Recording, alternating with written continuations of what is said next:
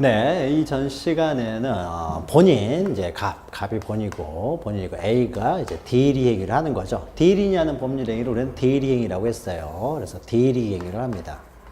자, 대리 행위를 하는 경우에 이제 을과 상대방 합니다. 그러면 먼저 첫 번째 대리권이 있어야 된다. 갑에게 효과가 미치기 위해서는 대리권이 있어야 된다. 첫 번째 요건을 방금 했고요. 자, 두 번째 요건으로 이제 대리 행위와 관련돼서 우리가 앞에 설명드렸죠.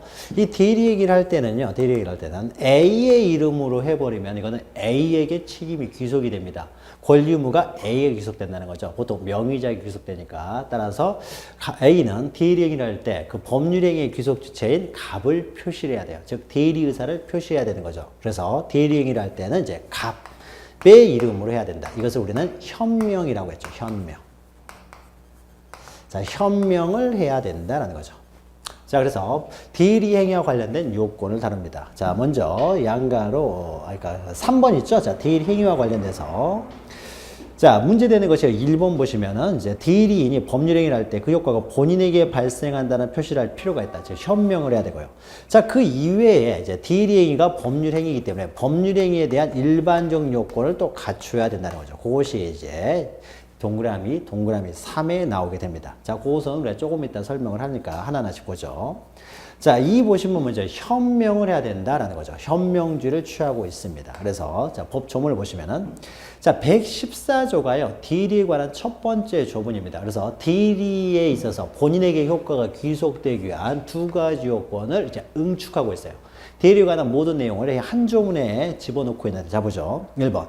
대리인이 그 권한 내에서, 즉 대리권을 가지고 있다는 거죠. 대리인이니까 대리권을 가지고 있는 사람이 그 권한 내에서 행위를 하게 되면 본인에게 효과가 미친다. 다만 본인을 위한 것임을 표시한 의사표시. 자, 본인을 위한 것임을 표시하여라. 이것이 바로 본인 명의로 하라는 거죠. 본인 명의. 여기서 본인을 위한다는 것은요, 본인의 이익을 위한 것이 아니라, 위한다는 의미가 아니라 본인에게 그 효과를 귀속시키려는 의사로 이렇게 해석을 합니다. 본인을 위한다. 즉, 본인의 이름으로 법률 행위를 하게 되면은 이런 경우에는 직접 본인에게 그 효과가 귀속된다. 그러니까 대리에 관한 삼명관계를 한 조문으로 집어넣고 있죠. 대리인이 대리권의 범위 내에서 현명을 하게 되면은 본인에게 직접 효력이 미친다라는 거죠. 자, 이 항 보시면은 그래서 현명이라는 개념이 여기서 나오고요. 전항의 규정은 대리인에 대한 제3자의 의사표시 준용된다. 그러면은 대리인에 대해서 제3자라는 것은 상대방을 말합니다. 그래서 상대방이 본인에게 어떤 의사표시를 하려고 해요. 그런데 본인이 국내에 없어가지고 그 대리인 A에게 의사표시를 합니다. 그러면 상대방이 A에게 의사표시를 할 때는 이때 나는 너한테 하는 것이 아니라 이것은 갑한테 하는 거야 라고 하는 현명을 상대방이 해야 되겠죠. 그래서 능동대리를 할 때는 A가 현명을 해야 되겠지만은 수동대리, 자, 을이 A에게 이것은 너한테 하는 것이 아니라 갑에게 하는 거야 라는 것을 을이 표시를 해야 되겠죠. 그래서 수동대리의 경우에는 상대방이 현명을 해야 된다 이런 의미입니다. 자, 현명과 관련해서 밑에 내용 보죠. 자, 현명에 의해가지고 본인에게 그 효과를 귀속시키려는 의사. 그래서 밑에 보시면은 본인의 이름으로 하라는 거죠. 본인. 그리고 오른쪽에 현명이란 이렇게 본인을 표시하는 행위, 그러니까 본인에게 효과를 귀속시키려는 의사, 즉 대리 의사를 표시하는 행위를 우리는 현명이라고 합니다. 다만 현명을 할 때는요, 주위의 사정으로 본인이 누군가만 알 수 있도록 현명을 하면 됩니다. 자, 우리가 유명한 연예인 중에 B라는 연예인이죠. 그 본명이 정지훈인가 그렇죠? 그러니까 본명이 B는 아닌 거죠. 그러면은 B의 매니저, 대리인이 B를 대리해서 어떤 행사 계약을 체결할 때 여기에 본명을 사용해가지고 B라고 본명을 사용해서 정지훈 대리인 A 이렇게 하게 되면 정지훈이 누군지 잘 모르잖아요. 근데 B 대리인 A, B라고 하면 우리가 훨씬 더 누군지 알 수 있죠.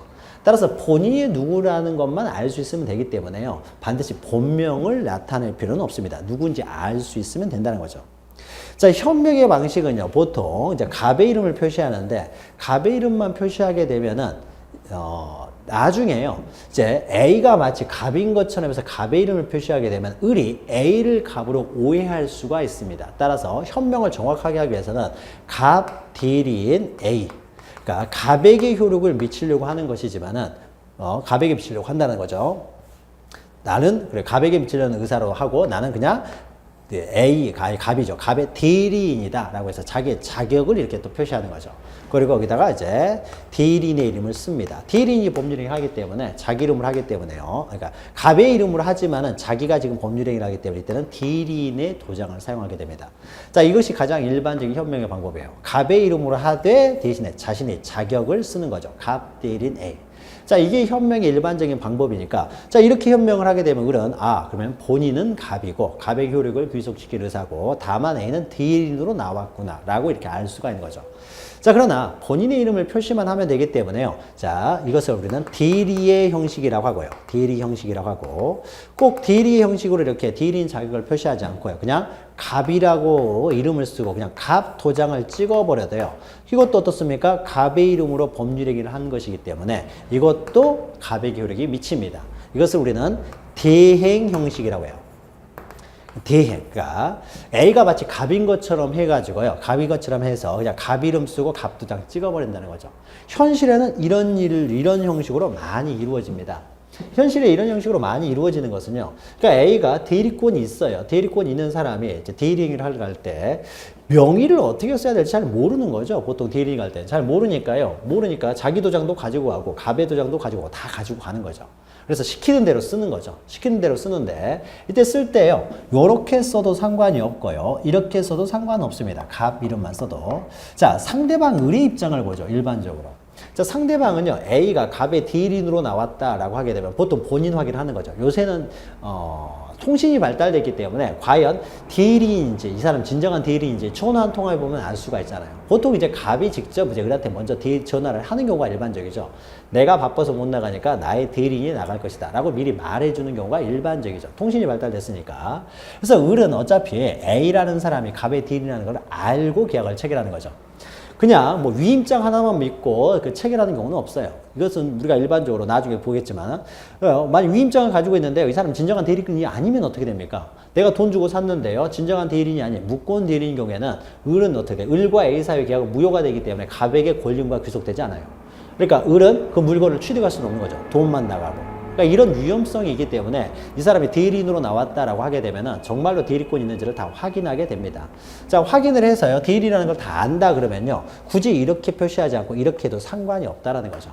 자, 이렇게 하게 되면은 나중에 이게 부동산이었을 때는 대리인이 이제 계약을 하게 되면은 소유권 이전 이렇게 등기 신청을 할 때요. 등기 신청을 할 때 이 A의 대리인이 계약을 했기 때문에 위임장 같은 것이 첨부돼서 들어가야 됩니다. 자, 위임장 없이 우리는 보통 전화를 통해서 대리권을 줬다라고 하고 이제 대리인이 대신 나갈 거예요. 이렇게 하는 경우가 일반적인데 위임장 안 쓰고 이렇게 서로 연락하면서 할 수가 있는 거죠. 그런데 그때 계약서를 쓸 때 갑 대리인 A 이렇게 써버리면 나중에 등기를 할 때 위임장까지 보내줘야 돼요. 자, 그런데 이렇게 간단하게 써버리면 어떻습니까? 갑이 직접 계약한 것처럼 보이잖아요. 어차피 을도 갑하고 계약하려고 하기 때문에 이렇게 하게 되면 나중에 갑이 을하고 직접 계약한 것처럼 보이기 때문에 위임장 같은 것을 등기 신청할 때 넣을 필요가 없다는 거죠. 그러니까 이게 훨씬 더 편리하기 때문에 이런 식으로 이제 계약을 하는 경우가 많습니다. 자, 그런데 자, A가 갑인 것처럼 행세해서 이렇게 해도요, 상관은 없습니다. 상관없는데 문제는 을이요. A는 대리권이 있다는 걸 전제를 하는 거예요. 자, 갑인 것처럼 행세하다 보니까 을이 A를 갑으로 오해해 버릴 수도 있습니다. 자, 이렇게 오해가 발생하게 되면은 이런 경우에는 이제 당사자 확정 문제가 생겨요. 자, A는 어떻습니까? 자기가 갑의 이름을 사용을 해가지고 자기는 갑에게 미칠 의사로 갑의 이름을 사용을 했습니다. 그런데 행위자는 A가 되는 거죠. 그런데 을이라는 사람이 A를 갑으로 오인을 했어요. 자, 그러면 이런 경우에는 A가 당사자가 되느냐, 갑이 당사자가 되느냐에 따라서 여기에 대해서 상대방의 입장에서 파악해가지고요, A가 당사자가 되어버립니다. 자, 요 내용은 우리가 뒤에서 따로 다룰 시간이 있을 거예요. 그래서 그때 자세히 보게 될 텐데. 자, 그래서 을이 A를 당사자로 봐버리면은 A가 당사자가 돼서 A가 책임을 져야 되는 문제가 생겨요. 그러니까 이런 문제가 생기기 때문에 참 조심스럽게 해야 되는 거죠. 그래서 물론 A가 을한테 내가 갑의 대리인으로 왔습니다 라고 말을 하게 되면은 을은 A가 대리라는 사실을 알기 때문에요. 이렇게 해도 상관이 없지만 이런 말을 하지 않고 그냥 A가 갑인 것처럼 행세를 해서 계약을 해버리면은 상대방은 A를 갑으로 오인해 버릴 수가 있고 이럴 경우에는 갑이 아니라 A가 책임져야 되는 문제도 있습니다. 그러니까 확실하게 하는 방법은 이게 가장 확실하지만은 이런 오인의 문제만 생기지 않는다면 이렇게 해도 상관이 없다는 거죠. 자, 현명의 방식에서 있죠. 갑 대리인 A 이런 식으로 하는 것이 일반적이지만 그냥 두 번째 줄 보시면은 본인 명의만으로 할 수도 있다는 거죠. 다만 본인의 이름만 사용해서 대리인이 본인인 것처럼 행세하고 상대방도 대리인을 본인으로 알았다면은 이런 경우는 대리의 법리가 적용되지 않고 행위자인 A에게 바로 효력이 미쳐버린다는 거죠. 미쳐버릴 수 있습니다. 한편 수동대리에 있어서는 상대방 쪽에서 본인을 위한 것임을 표시해야 된다. 현명을 상대방이 하라는 거죠. 자, 그러면은 이렇게, 자, 대리인이 이제 내가 대리인으로 왔다라는 것만 알려주게 되면요. 이렇게 해도 상관이 없다는 거죠. 을이 상대방이 대리인을 본인으로 오해하는 일은 없으니까. 자, 그래서 이런 식으로 본인의 이름을 이렇게 표시해서 법률행위를 해야 되는데, 만약에 갑의 이름을 쓰는 것이 아니라 A라는 사람이 어떻게 써야 될지를 몰라가지고 가가지고 계약서에다가 대리인으로 갔습니다. 대리인으로 가긴 갔는데 갑 대리인 A 이렇게 내 도장 찍어야 되는지 갑의 이름 쓰고 갑 도장만 찍어야 되는지 이런 걸 잘 몰라가지고요. 내가 지금 법률행위를 하기 때문에 그냥 내 이름을 써야 되나 보다 해가지고 내 이름으로 써버렸어요. 그리고 내 도장을 찍어버렸습니다. 자, 이러면 어떻습니까? 갑의 이름을 표시하지 않았기 때문에 이런 경우는 비현명이 되는 거죠. 현명하지 않았다는 거죠. 자, 이랬을 때 효과입니다. 자, 비현명 효과죠. 현명을 하지 않았을 때. 자, 그러면 항상 법에서는 명의가 중요하다고 했죠. 그래서 원칙적으로 누구한테 효력이 미쳐버리느냐? A라고 썼기 때문에 A에게 효력이 미쳐버립니다. A에게 효력이 미치고 갑에게는 효력이 미치지 않는다는 거죠. 그러나 예외적으로요. 이제 표시는 이렇게 했지만요. A가 나는 갑의 대리인으로 나왔습니다. 말을 했어요. 말했으니까 을은 A가 갑의 대리인이라는 걸 알 수 있죠. 알고 있죠. 그리고 갑이 본이라는 걸 알았어요. 자, 을이 갑이 본인이라는 걸 알았고 A도 갑에게 미치려는 의사이기 때문에 이런 경우에는 굳이 A에게 효력을 미치는 것이 아니라 만약에 상대방 을이 알았다든지요. 악이. 그러니까 A가 대리 의사를 가지고 법률행위를 한다는 사실을 알았을 경우 이제 이런 경우는 갑에게 효력이 미치게 하면 되는 것이지 굳이 A에게 효력을 미치게 할 필요 없죠. A도 갑에게 미치려는 의사, 을도 갑에게 미치려는 의사였으니까요. 또는 몰랐다고 하더라도요. 한 번만 생각해보면 알 수가 있었어요. 과실이 있었다는 거죠. 다시 말해서 A가 자기 이름을 쓰긴 썼지만은 위임장을 가지고 왔어요. 위임장을 가지고 와서 나는 위임장을 보여주면서 대리인으로 왔습니다라고 꼭 표시를 하지 않았지만 위임장을 보여줬습니다. 위임장을 보여주고 다만 어떻게 써야 될지를 몰라서 자기 이름으로 써버린 거예요. 자, 그러면 위임장을 가지고 왔다는 것은 을이라는 사람이 어떻습니까? A가 대리인으로 왔다는 걸 충분히 알 수 있었잖아요. 나는 대리인이에요 라고 말하지 않았다고 하더라도. 충분히 알 수 있었기 때문에 이런 경우에는 그것을 이해하지 못했다는 것은 을이 잘못한 거죠. 따라서 이런 경우, 즉 예외적으로 상대방이 A가 대리라는 사실을 알았을 경우 또는 충분히 위임장을 가져왔기 때문에 알 수 있었다면 이런 경우에는 어떻습니까? A한테 책임지라고 해서는 안 되죠. 갑에게 미치는 의사가 있었기 때문에 또 을도 충분히 갑이라는 걸 알 수 있었기 때문에 이럴 때는 갑에게 효과가 미친다는 겁니다. 자, 갑에게 효과가 미친다는 건 뭐 어떤 겁니까? 행위는 대리인이 하지만 본인에게 효력이 미치기 때문에 대리의 법리가 그대로 적용이 된다는 거죠. 자, 이런 경우는 A에게 효력이 미쳐버리기 때문에요. 대리의 법리가 적용되지 않는 것이 되겠죠. 행위자에게 직접 효과가 미쳐버리기 때문에. 그러나 예외적으로 상대방이 악이 과실이 있으면은 대리의 법리가 적용돼서 갑에게 효력이 미친다라는 겁니다. 자, 그래서 왼쪽에 있는요. 115조에 있는 그 내용이에요. 자, 그래서 대리인이 본인을 위한 것임을 표시하지 아니할 때, 즉 비현명을 했다는 거죠. 이런 경우에도 그 의사표시는 자기를 위한 것으로 본다. 즉 대리인을 위한 것으로 본다는 것은 대리인에게 효과가 미친다라는 것이죠. 자, 그러나 그 밑에 있죠. 그러나 상대방이 대리인으로 한 것임을 알았다든지 또는 알 수 있었을 경우 이런 경우에는 대리의 법리가 그대로 적용돼서 갑에게 효과가 미친다라는 겁니다.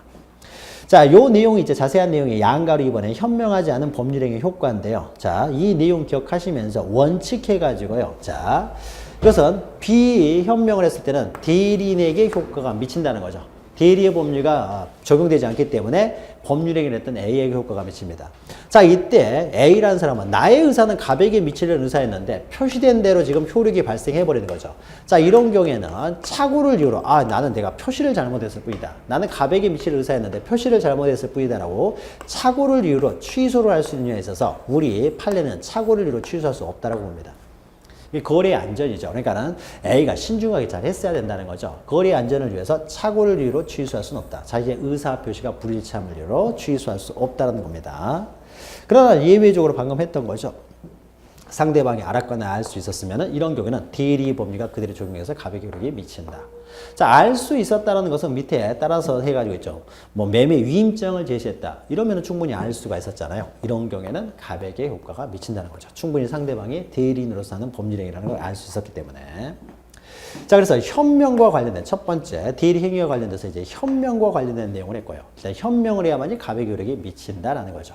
자, 그 다음에요. 그 다음에 우리가 대리 행위가 법률 행위이기 때문에 그 다음에 법률 행위에 있어서 가백 효과가 미치기 위해서는 두 사람이 한 계약의 내용이 어떻습니까? 그 법률 행위의 내용이 확정될 수 있고 그 다음에 가능하고 적법하고 타당성을 갖춰야 되겠죠. 그래서 일반적인 법률 행위의 내용상 요건 이런 것들을 당연히 갖춰야 되겠죠. 확정, 가능, 적법, 타당성을 갖춰야 된다는 거죠. 이런 것들이 갖춰지지 않았으면 당연히 이것은 무효가 되겠죠. 당연한 것이고요. 자, 그 다음에 법률 행위에 있어서 이제 의사 표시와 관련돼서요. 자, 의사 표시는 의사 표시가 일치하고요. 의사와 표시가 일치해야 되겠죠. 그 다음에 하자가 없어야 되는 거죠. 자, 법률 행위를 할 때 하자랄지 하자가 있다랄지 의사 표시가 불일치한 경우 이런 경우는 당연히 확정적으로 효력을 발생하는 것이 아니라 또 무효 또는 취소가 될 수 있죠. 자, 그럼 이때 의사 표시의 이런 하자랄지 의사 표시의 일치 불일치 문제를 과연 대리인을 기준으로 할 것이냐 아니면 본인을 기준으로 할 것이냐의 문제가 생깁니다.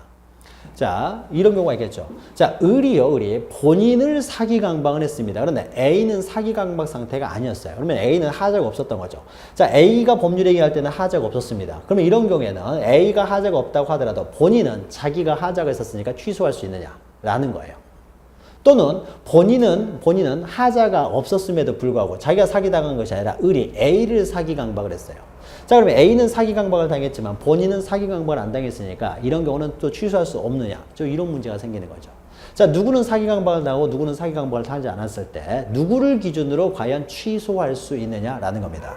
자, 이와 관련돼서요. 자, 116조가 있는데요. 자, 의사표시의 불일치 하자 이 문제는요. 자, 법률행위는 누가 합니까? 대리인이 법률행위를 하는 거죠. 대리인이. 지금 갑은 중국에 있어요. 대리인이 법률행위를 합니다. 따라서 법률행위를 함에 있어서의 의사표시의 일치 불일치 문제나 하자 문제는 누구를 기준으로 해야 되느냐? 원칙적으로 대리인을 기준으로 해야 된다는 거죠. 대리인 기준. 대리인이 법률행위를 하기 때문이죠. 자, 그것이 1항에 나와 있어요. 자, 보죠. 의사표시의 효력이 의사의 흠결이라는 것은 표시행위에 해당하는 의사가 없다라는 거죠. 그러니까 비진입 표시, 통정 허위 표시 이런 걸 말합니다. 흠결, 사기 강박 또는 어느 사정을 알았거나 과실로 알지 못한 것으로 인하여 영향을 받은 경우에는 이때는 법률행위를 하는 사람이 대리인이기 때문에 이때는 대리인을 표준으로 결정한다. 이거 중요합니다. 대리인을 표준으로 결정한다는 거죠. 자, 그런데요. 이제 2항은 이제 예외가 있는데요. 예외가 있는데 만약에요, A가 그러면은 착오가 있었습니다. 갑은 착오가 없지만은 A라는 사람이 이것을 계약을 할 때 10억으로 써야 되는데 잘못해서 1억으로 잘못 쓰고 있어요.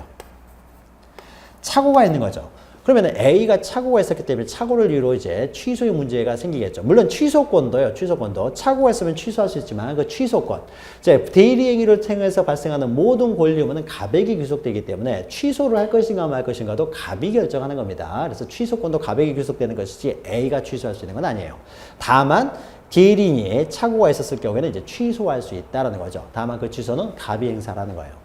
그런데 이 사람이 A가 지금 의사표시가 불일치하고 있는데 착오리로 취소할 수 있을 것처럼 보이지만은 갑이 알고 있어요. 의사표시가 불일치한다는 걸 알고 있습니다. 알고 있는데도 불구하고 갑이라는 사람이 거기에 어떠한 개입도 하지 않았어요. 어떠한 개입도 하고 있지 않다가 나중에 A가 이렇게 법률행위를 하고 나니까 이제 와서 갑이 착오를 이로 취소한다. 의사표시 불일치를 이로 취소한다라고 하게 되면은 이 사람이 처음부터 알고 있었던 사람이 착오가 있다는 것을 알고 있었던 사람이 착오를 이유로 취소한다는 것은 모순적인 행위를 하는 것이죠.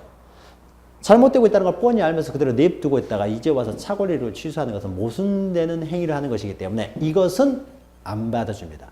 다시 말해서요. 대리인을 기준으로 해서 대리인의 착오가 있으면 착오를 이유로 취소할 수 있지만은 본인이 알았거나 알 수 있었던 사정이 있었을 경우에는요. 본인은 대리인의 부지 이런 걸 주장하지 못합니다. 자, 그 내용이요. 자, 법 조문을 기억하셔야 돼요. 자, 2번 보시면 특정한 법률 행위를 위임한 경우에 이제 대리권을 줬다는 거죠. 이것이 본인의 지시에조차 그 행위를 했다.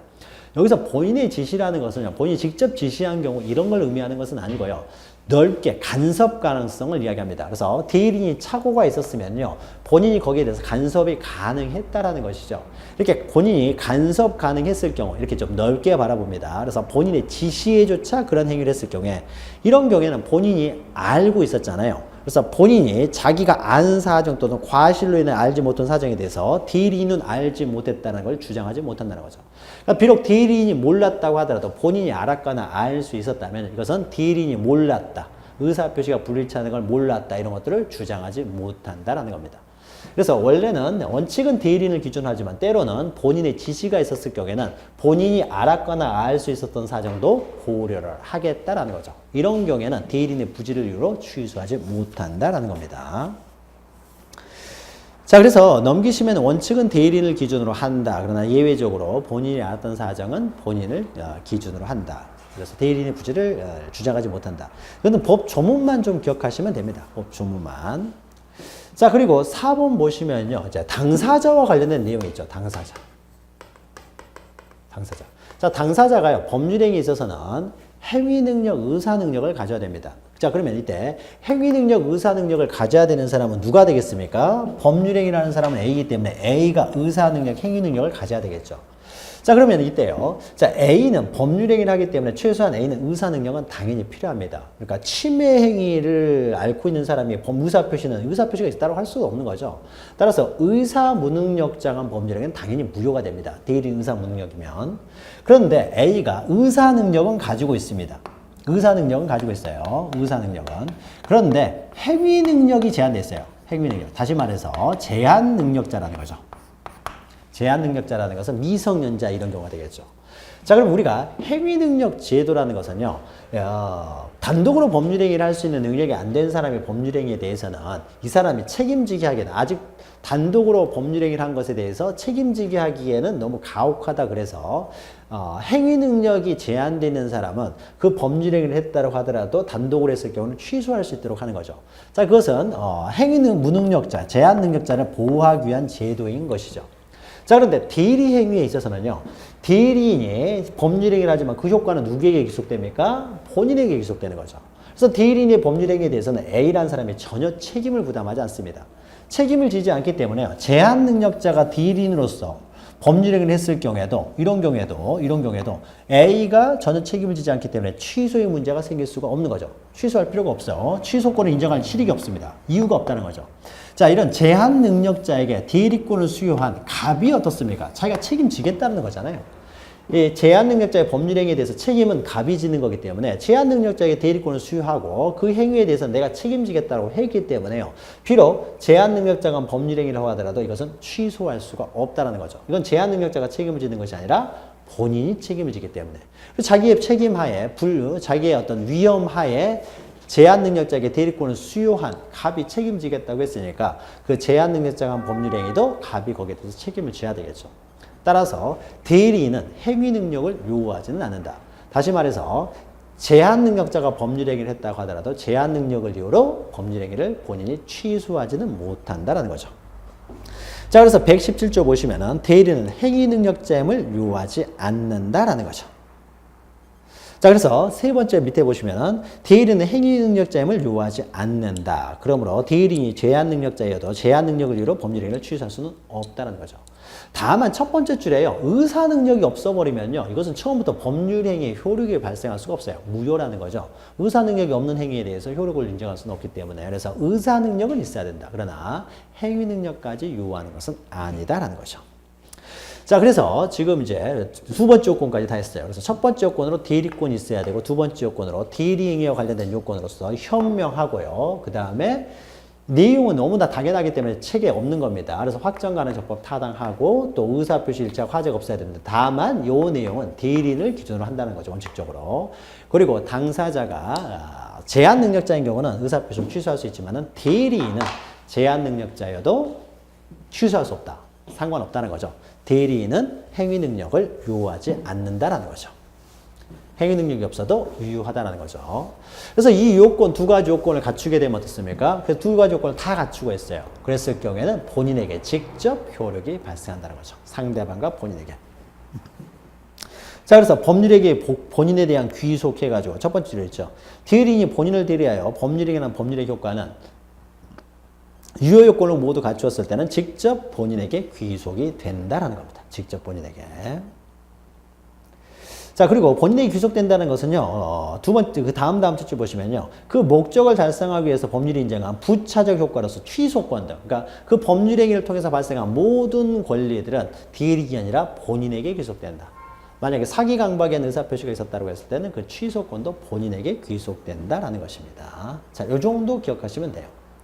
자, 그 다음에 밑에 2번 보시면은 179에 본인의 능력과 관련돼 가지고요. 자, 본인은 직접 법률 행위를 하는 사람은 아니기 때문에 본인은 의사 능력이나 행위 능력을 요구하지는 않습니다. 그러나 본인에게 권리무가 귀속되기 위해서는 본인은 적어도 권리의 주체성, 권리의 능력은 가지고 있어야 되겠죠. 그래서 본인은 권리 능력만 가지고 있으면 됩니다. 법률 행위를 하는 자는 아니기 때문에 의사 능력, 행위 능력은 필요 없다라는 것이죠. 자, 지금까지 이제 유권 대리에 관한 이야기를 했는데요. 자, 유권 대리와 관련해서 마지막으로 이제 중요한 내용 중에 하나가 이제 복대리. 자, 복대리도 가끔 시험 나오니까 기억하세요. 자, 복대리에서 복이라는 것은요, 다시 대리, 다시 이렇게 해석하시면 됩니다. 자, 보죠. 갑이라고 하는 사람이요, A한테 대리권을 수여를 했어요. 자, 을과 계약을 맺도록 하기 위해서 A한테 대리권을 수여했습니다. 그러면 A는요, 대리인이 됩니다. 대리인. 자, 대리인은 대리권을 가지고 A가 현명, 갑의 이름으로 법률 행위를 하게 되면요, 그때는 갑과 을 사이에 이제 효과가 발생을 하는 거죠. 지금까지 했던 게 이 내용이죠. 자, 그런데요, 갑이 A한테 대리권을 수여했는데 A가 지금 바쁩니다. 자, 물건을 팔아달라고 A한테 부탁을 하는데 A는 굉장히 능력자예요. 자, 능력자라고 하는 것은 물건을 팔 때 비싸게 팔아주는 사람, 물건을 사달라고 부탁했을 때 싸게 사줄 수 있는 사람, 이 사람이 능력자가 되겠죠. 능력자가 되니까 돈도 많이 벌고요. 이 사람한테는 부탁하는 사람이 많습니다. 그래서 갑도 A한테 물건 좀 팔아달라고 했는데요. A라는 사람이 자기가 너무 바쁜 거예요. 너무 바빠가지고, 이제 공인중개사인데 너무 바빠가지고 안 되겠다 해가지고 A라는 사람이 자기 아는 친구 B라는 사람이 있는데 B라는 사람은 그렇게 능력자는 아니에요. 능력자는 아니지만은 자기가 워낙 바쁘니까 B라는 사람한테 말을 합니다. 야, 나한테 이런 일이 들어왔는데 너 이 일 네가 대신해 볼 생각은 없느냐라고 하는 거죠. 자, 팔아줄 생각은 없느냐? 한번 팔아봐라 이거죠. 그러니까 나한테 지금 팔으라고 의뢰가 들어왔는데 네가 한번 해볼 생각이 없느냐? B는 무조건 하겠다고 해야 되겠죠. 먹고 살아야 되니까. 자, 그러면 이제 공짜가 없는 거죠. 그래서 A와 B하고 계약을 합니다. 두 사람 사이에. 그래? 그래서 B라는 사람이 승낙이 필요하겠죠. A가 너 네 사건 네가 좀 해결할 생각 없느냐? 해볼 생각 없느냐? 그렇다고 해서 무조건 B가 해야 되는 건 아니죠. B라는 사람이 알았어 해볼게. 승낙이 필요하잖아요. 그러니까 이것은 A와 B 사이에 어떻습니까? 계약에 의해서 이루어지는 거죠. A와 B 사이에. A가 B한테 요구를 하고 그리고 B라는 사람이 거기에 대해서 승낙을 하는 거죠. 그래서 두 사람이 이제 계약을 하는 거죠. 계약을 하면서 또 거기서도 이제 그냥 공짜로 하기는 그렇고 하니까는 그 중에서 수익금의 한 30%는 뭐 A에게 주기로 했다든지.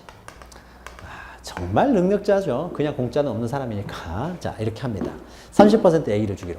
그러니까 이런 건 어떻습니까? A의 단독의 의사에 의해서 이루어지는 것이 아니라 B의 승낙도 필요하기 때문에 A와 B 사이에 두 사람 간의 독자적인 계약에 의해서 이루어지는 겁니다. 자, 그러면 두 사람 사이의 계약은 어떻습니까? A가 A 자신의 이름을 하는 거죠. 갑의 이름으로 하는 게 아닙니다. 갑하고 전혀 상관없이 갑은 A한테 부탁을 했어요, 지금. A한테 부탁했는데 A가 바쁘니까 A의 독자적인 어떤 의사에 의해서 A가 지금 B와 계약을 하는 거죠. 자, 그러면 이렇게, 자, 대리인에 의해서 다시, 그러면 B라는 사람은 어떻습니까? 갑의 물건을 팔아줄 거 아니에요? 팔아주겠죠. 그럼 B라는 사람은 갑의 물건을 팔아주기 때문에 갑의 이름으로 팔아야 되겠죠. 자기 이름으로 팔 수가 없잖아요. 갑의 물건이기 때문에. 그럼 B라는 사람도요, 이제 갑의 대리인이 됩니다. 자, 갑의 대리인이 되긴 하지만요, 이 사람은 갑에 의해서 직접 선임된 사람이 아니라 대리인에 의해서 선임된 사람이죠. 따라서 이 사람을 우리는 복대리인이라고 합니다. 복대리. 대리인에 의해서 선임된 대리인을 복대리인이라고 해요.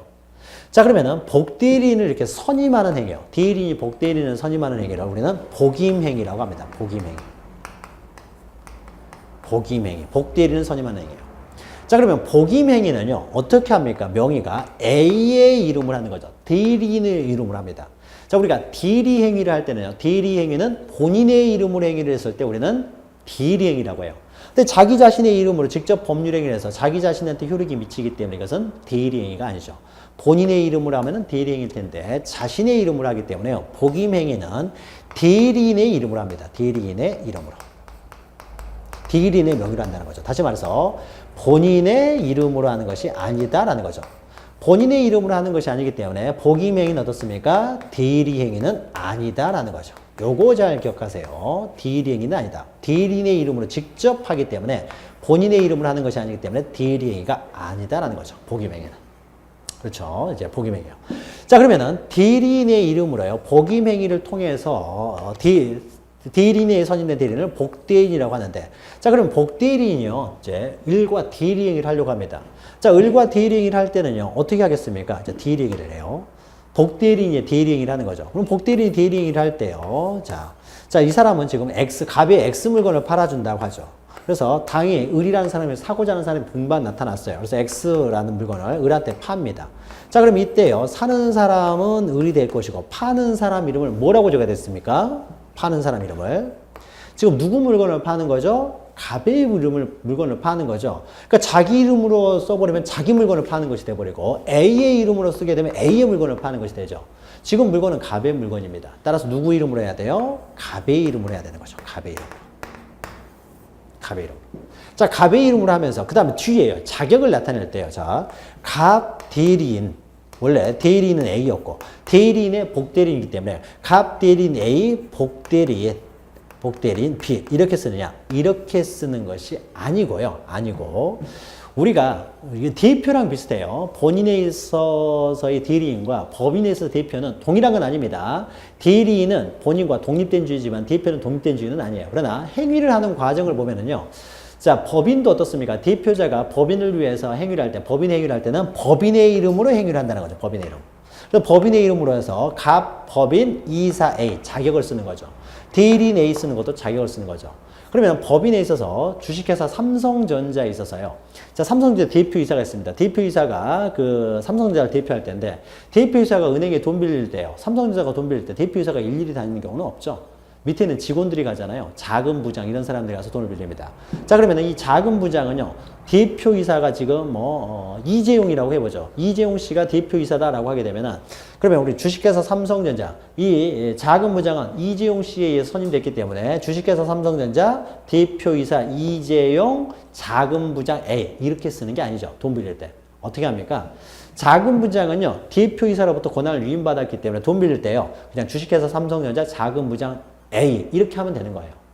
이 사람은 어차피 대리권을 가지고 있으니까요. 그래서 이렇게만 쓰면 되는 것이지 무슨 뭐 대표이사 누구 이거까지 쓸 필요 없습니다. 자, 복대리인도 마찬가지예요. 대리인 A 이런 거 쓸 필요 없어요. 그냥 이 사람은 대리인이잖아요. 그래서 갑 대리인 B 이렇게 쓰면 됩니다. 이렇게 쓰면 되는 것이에요. 중간에 뭐 갑 대리인 A 복대리인 B 이렇게 쓰는 게 아니에요. 자, B는 어떻습니까? 갑을 대리해서 지금 법률 얘기를 하는 거잖아요. 을과. 그렇죠? 그러니까 갑 대리인 B 쓰면 됩니다. 자, 그러면 이 복대리는요. 복대리는 어떻습니까? 갑의 이름으로 법률 얘기를 하죠. 자기의 이름도 아니고 대리인의 이름도 아니고 본인의 이름으로 법률 얘기를 합니다. 자, 본인의 이름으로 법률 얘기를 하기 때문에 복대리는 어떻습니까? 본인의 대리인이 되는 거죠. 본인의 대리인이 되는 것이지 대리인의 대리인이 아닙니다. 대리인의 대리인이 되는 것이 아니라 본인의 대리인이 된다는 거죠. 자, 그래서 그 의미를 보셔야 돼요. 그러니까 명의가 항상 중요합니다. 누구 명의로 하느냐죠. 그러니까 복대리인도 갑의 이름으로 하기 때문에 갑의 대리인이 되는 것이고, 그러나 복임행위 자체는 어떻습니까? 복임행위는 대리인 자신의 이름으로 하기 때문에 이것은 대리행위가 아니고, 그러나 복대리인 나중에 을과 계약을 할 때는 본인의 이름으로 법률행위를 하기 때문에 복대리는 본인의 대리인이 된다라는 거죠. 자, 요 의미 잘 기억하셔야 돼요. 복임행위의 성질은 대리인이 아니다. 그러나 복대리는 본인의 대리인이다. 자, 의 보시면은요, 일반적인 내용이 있고요. 그러니까 이 보시면 복대리인의 성질에서요, 복대리인도 역시 대리인이다라는 거죠. 그래서 복대리인 스스로 어떻습니까? 상대방을 선택해가지고 얼마에 팔 것인가를 결정하기 때문에 복대리인도 대리인이에요. 그래서 대리인이지 단순한 사자나 보조인은 아닙니다. 자, 이때 복대리인은 직접 본인을 대리하는 본인의 대리인이지 대리인의 대리인이 아니다라는 것이죠. 자, 그러나 복대리인은요, 대리인이 자기의 이름으로 선임한다는 거죠. 대리인 이름으로 선임하기 때문에 대리인의 복대리인 선임행위 이런 걸 복임행위라고 했죠. 복임행위는 대리행위가 아니다라는 겁니다. 자 그러면은 이 복대리인은요 모두 A 대리인의 복임행위에 의해서 대리인 선임됩니다. 자 그러면은 대리인의 의사 복임 행위에 선임되기 자이기 때문에 A가 법정 대리건 임의 대리건 상관없이 이 복대리인은 모두 임의 대리인이 되겠죠. 자 임의 대리인이 선임만 쓰니까 이것은 임의 대리인. 법정 대리인도 이 사람은 법정 대리인이라고 하더라도 이 사람의 의사에 의해서 선임됐기 때문에 복대리인은요 항상 임의 대리인이 돼요. 그래서 대리인이 법정 대리건 임의 대리건 복대리인은 항상 임의 대리인이 된다라는 것이죠. 다만 복대리인은요, 밑에죠. 대리인이 선임한 자이기 때문에 대리인의 지휘감독을 바꿔요. 복대리권의 범위는 대리권의 범위 내에 한정돼야 되겠죠. 의존하는 관계가 있다는 거죠.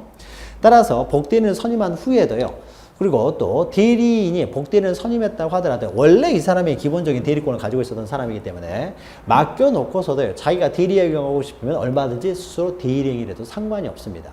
그래서 대리인이 복대리인을 선임했다고 해서 대리인의 대리권이 소멸되는 건 아니고요. 대리인의 대리권과 복대리인의 그 대리권이 병존하게 되는 거죠. 다만 복대리인의 대리권은 대리인의 대리권에 이제 의존하는 관계가 있는 거죠. 여기에 범위 내에서만 존재하니까요. 자 그러면 3번 보시면요. 여기서 이제 중요한 것은 자 그러면 이때 대리인이 이렇게 복임행위를 할 수 있는 권한이요. 복대리인을 선임할 수 있는 복임행위를 할 수 있는 권한을 우리는 복임권이라고 합니다. 자, 복임권과 관련돼서 이제 이게 문제가 돼요. 자, 복임권. 자, 갑이 A라는 사람은 대리인을 믿고요. 비싸게 수수료주면서 맡겼는데 A가 B한테 맡겨가지고 B가 거래행위를 하게 되면은 갑은 비싸게 A한테 맡긴 의미가 없어지는 거죠. 따라서 A를 믿고 갑이 맡겼어요. 다시 말해서 A가 임의 대리인일 때요. 자, 임의 대리인일 경우에는 A가 직접 행위를 해야지 이것을 B라는 사람한테 맡겨버리면은 갑에 대한 배신행위가 되겠죠. 그러면서 이 복임권 관련돼서요. 임의 대리인은요. 임의 대리에 있어서는 원칙적으로 복임권이 없습니다. 자기가 직접 해야지 다른 사람한테 대신시켜서는 안 된다는 거죠. 그러나 예외적으로 도저히 바빠가지고 A라는 사람이 할 수가 없어요. 그래서 갑한테 내가 지금 바빠서 할 수가 없으니까 이걸 못하겠습니다 라고 했더니 갑이라는 사람이 그러면은 내가 어떻게 잘 모른다는 거죠. 이 시장을 잘 모르기 때문에 내가 잘 모르니까 그러면은 당신이 잘 능력 좋은 사람 알아서 좀 선임해 주십시오라고 하는 거죠. 알아서 선임해 주세요. 자 이렇게 본인이 허락을 했어요. 본인 허락. 자 이런 경우에는 어떻습니까? 그러면 제가 알아서 그러면 선임해가지고 하도록 하겠습니다. 선임을 했으니까 이런 경우는 당연히 어떻습니까? 복대리를 선임할 수가 있는 거죠. 그러니까 본인이 허락이 있을 경우에 허락이 없으면 원칙적으로 안 된다는 것이죠. 배신행위가 되니까. 또는 부득이한 경우에요. 지금 당장 급합니다. 근데 내가 지금 바빠서 도저히 못해요. 지금 급해요. 급한 상태에서 자 본인의 허락을 받을 만한 시간적 여유가 없습니다. 부득이해요. 부득이한 사유가 있었을 경우에 이런 경우에는 예외적으로 이렇게 복대리를 선임할 수가 있습니다. 이런 예외적으로만 선임할 수가 있다는 거죠. 다만 본인의 허락이 있다는 이제 부득이한 사유가 있다고 해서 선임을 했다고 하더라도 이것은 갑이 선임한 것이 아니라 A가 선임했잖아요. A가 선임했기 때문에 거기에 대해서 어떻습니까? 선임 감독상의 책임은 져야 되겠죠. 감독상 책임을 지게 됩니다. 자기가 선임했기 때문에 선임한 것에 책임은 져야 되겠죠. 갑은 알지도 못한 사람은 A가 지금 물론 허락이 없으면요 아예 선임을 못하는 거고 허락이 있다든지 부득이한 사유가 있으면 선임을 할 수 있지만 그래도 그 선임은 A가 알아서 선임한 거기 때문에 선임 감독상의 책임은 져야 된다라는 거죠. 물론 선임감독상의 책임이기 때문에 이것은 선임감독상에 과실이 없으면 책임을 지지 않고 선임감독상에 잘못이 있었을 경우만 책임을 집니다. 그러니까 과실 책임이 되는 거죠. 과실에서 책임을 지는 거예요. 다만 책임이요. 만약에 자기가 도저히 바빠서 안 된다고 하니까요. 갑이라는 사람이 직접 B라는 사람은 안면이 없어가지고 자기가 직접 뭐 B를 선임할 수는 없고 그래서 A가 도저히 바빠서 안 된다고 하니까 그럼 A한테 말합니다. 그러면은 당신 아는 사람 중에서 당신 부하 직원 중에서 그러면 특히 이제 B라는 사람한테 좀 맡겨주면 안 되겠습니까? 라고 해서요. 갑이 직접 지명을 했어요. 그러니까 부득이하고 본인이 허락이 있으면 할 수가 있는데 이때 부득이하고 아니면 또 갑이 허락하는 과정에서 내가 바빠서 안 된다고 하니까 그러면은 그러면 A가 당신이 알아서 그러면 다른 사람을 선임해 주십시오라고 했는데 이때 알아서 선임하는 것이 아니라 그때 이제 갑이 지명을 하는 거죠. 그러면은 B라는 사람 이왕 허락을 해가지고요. 이제 선임을 하는 과정에서 갑이 직접 지명을 했다는 거죠. 본인이 지명을 했어요. 본인이 지명을 해가지고 그래서 이제 A가 그러면은 뭐 B로 내가 임명을 해드릴게요 라고 해서 갑의 지명에 따라서 A가 복대리인을 선임을 했습니다. 지명을 따라가지고. 자, 그러면 이런 경우에는 직접 어떻습니까? 복대리인 선임한 사람이 아니잖아요. 본인이 직접 지명한 거기 때문에 이런 경우에는 자기가 직접 선임한 건 아니기 때문에 선임 감독상 책임을 지지는 않습니다. 이때는 자기가 직접 선임한 사람이 아니기 때문에요. 책임이 감경이 됩니다. 직접 선임한 것은 아니기 때문에. 그래서 선임 감독상의 책임은 지지 않고요.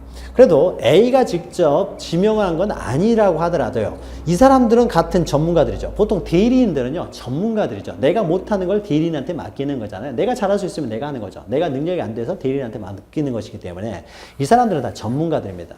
전문가는 전문가들끼리 뭐 업무를 알 수 있는 것이지 갑은 참 업무 잘 모르는 거죠. 자, 그래서요, 비록 A가 직접 선임한 건 아니라고 하더라도, 갑이 지명했다고 하더라도, 전문가인 A가 잘 알기 때문에 이런 경우에는 책임이 감경되는데요. 이런 경우만 책임을 진다는 거죠. 책임을 전혀 안 지는 건 아니고요. B라는 사람이 행위를 하는데, 뭐, 게을리 한다든지, 엉망을 합니다. 그럼 이런 것들을요, A라는 사람이 게을리 하는 것, 뭐, 게을리 하더라도 갑은 잘 모른다는 거죠.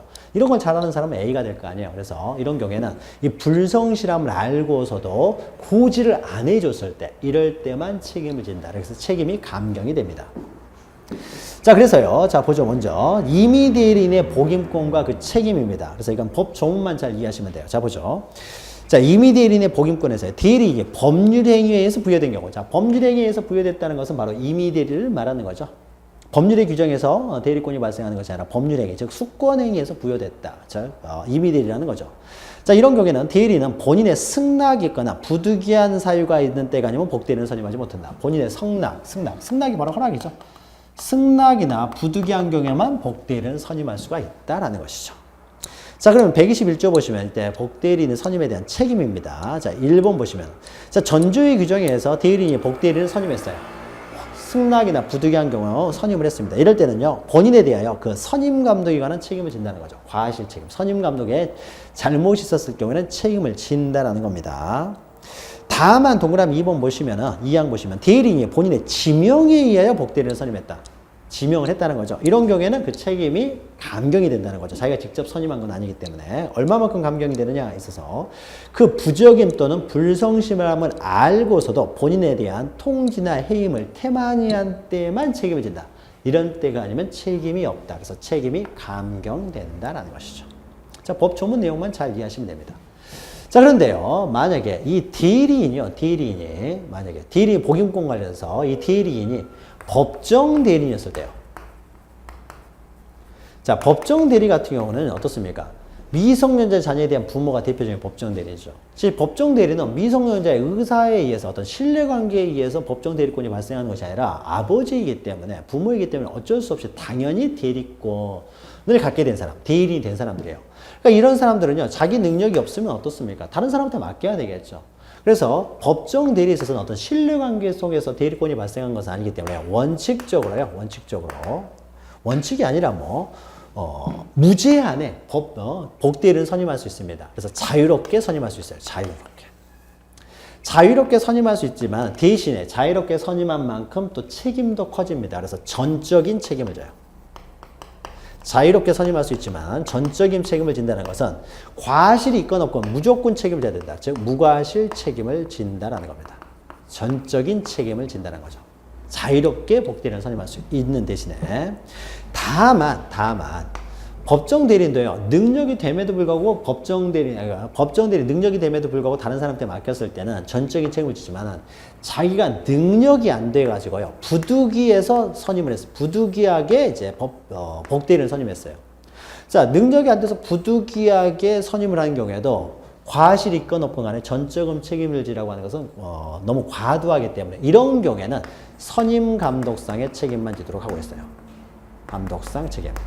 선임 감독상 책임만 진다라는 것은요, 과실, 요거하고 똑같습니다. 선임 감독상 과실이 있는 경우만 책임을 지는 것이지, 전적인 책임, 과실이 없어도 전적인 책임을 지는 것은 아니다라는 겁니다. 자, 이것은 법 조문에 있기 때문에요. 그 재판관씨가 좀 이렇게 좀 깨끗하지 못하는데요. 이게 책에 그대로 있기 때문에 좀 이렇게 됐습니다. 자, 122조 보시면요. 법정 대리인의 복임권과 그 책임해 가지고요. 법정 대리는 그 책임으로 복대리인을 선임할 수 있다. 그러니까 전적인 책임을 진다는 거죠. 자유롭게 선임할 수 있지만 그에 대한 전적인 책임을 진다는 것이고요. 그러나 부득이한 사유로 인한 자, 부득이하게 법정 대리인이 복대리를 선임했을 경우 이런 경우에는 전조 1항에 대한 책임, 이것은 선임 감독상의 책임을 말합니다. 선임 감독상의 책임, 선임 감독상의 과실이 있었을 경우만 책임을 진다. 이렇게 책임이 감경된다는 것이죠. 자, 요거 좀 기억하시면 되고요. 자, 그러면은 복대리인의 지위입니다. 자, 복대리인. 자, 복대리인 선임돼가지고, 복대리인을 선임할 수 있는 경우를 전제를 합니다. 선임을 전제로 해가지고요. 그래서, 본인의 허락이랄지, 임의대리 같은 경우는 본인의 승낙이랄지 부득이한 사유가 있어가지고 복대리인 선임을 했습니다. 자, 그러면 이 복대리인 선임하게 되면요, 이제 이런 관계가 있겠죠. 자, 복대리인과 본인과의 관계가 하나 나올 것이고요. 복대리인과 이제 상대방의 관계가 나올 것이고, 그랬을 때 그 효과가 나오겠죠.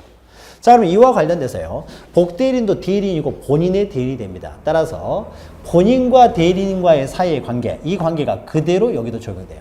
그래서 본인과 대리인 사이에 뭐 위임 계약이 있었다. 그러면은 이것도 기초적 원인 관계로 위임 관계가 있었다고 보는 것이고요. 그래서 동일하게 적용됩니다. 그래서 기초적 내부 관계가 있으면 그 기초적 내부 관계마저 동일하게 적용이 된다는 거죠.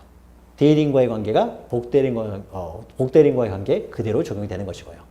똑같은 대리권을 갖게 된다는 거죠. 또 그러면 A가 을과의 대리인을 할 때 갑 대리인 A 합니다. 그러면 B가 을과 계약을 할 때도 갑 대리인 B 이렇게 하기 때문에 A와 을과의 우리가 배웠던 그 내용이 있죠. 대리인을 할 때 그 효과, 이런 것들이 그대로 복대리인과 상대방 사이의 효과에서도 그대로 적용돼요. 그러니까 따로 할 필요 없죠. 그게 그대로 적용되니까. 또 A가 대리인으로서 법률행위를 했을 때 갑에게 직접 효과가 미치듯이 B가 갑의 대리인으로서 을과 거래행위를 하게 되면 갑과 을 사이에 직접 효과가 발생해요. 따라서 이 내용은 그대로라는 거죠. 자, 그러면은 복대리인과의 본인과 상대방과의 사이에는 법률 관계는 대리인에서의 법률 관계가 그대로 적용되기 때문에 더 이상 할 필요 없고요. 그럼 여기서 남는 건 요거 하나만 남겠죠. 대리인과 복대리인 사이의 관계가 되는 거죠. 이 두 사람 사이의 관계는 어떻게 되냐? 자, 요것만 보시면 됩니다. 자, 먼저요. 복대리인의 권한에서 1번 보시면 복대리인은 그 권한 내에서 그러니까 본인을 대리한다는 거죠. 그러니까 본인을 대리하기 때문에 대리인이 본인을 대리하는 것과 동일하게 미친다는 거죠. 따라서 2번 보시면 복대리인은 본인이나 제3자에 대해서 대리인과 본인이나 제3자에 대해서 대리인과 동일한 권리 의무가 있다. 동일한 법률 관계가 그대로 적용이 되는 것이다. 그래서 대리행위를 하게 되면은 본인과 상대방 사이에 그대로 효과가 미친다라는 거죠. 자, 그러면 우리는 이제 요것만 하면 되는 거죠. 나머지는 다 똑같기 때문에 이 대리인과 복대리인과의 관계죠. 요 두 가지만 좀 기억하시면 되겠죠. 자, 그래서 양가를 1번 대리인에 대한 관계에서요. 자, 복대리인은 대리인의 복임권에 의해서 선임된 자이기 때문에 대리인의 감독을 받는 거죠. 또 대리권을 전제로 해서 복대리권이 있기 때문에 대리인의 대리권의 존재 및 범위에 의존하는 관계다. 대리권의 범위를 넘어설 수 없고요. 대리권이 소멸하게 되면 복대리권도 당연히 소멸하게 됩니다. 그러니까 여기에 의존하는 관계가 있다는 거죠. 자, 그러나 복대리인의 선임으로 우리가 앞에서 했죠. 대리인의 대리권이 소멸하는 건 아니기 때문에 대리인의 대리권과 복대리인의 복대리권, 대리권이 병존하게 된다는 것이죠. 그래서 대리인, 복대리인 모두 본인을 대리하게 됩니다. 자, 요 내용만 아시면 되고요. 자, 넘기시면 복대리권의 소멸이 있는데요. 자, 복대리권의 소멸은 우리가 앞에서 했던 거 그대로 연결하면 됩니다.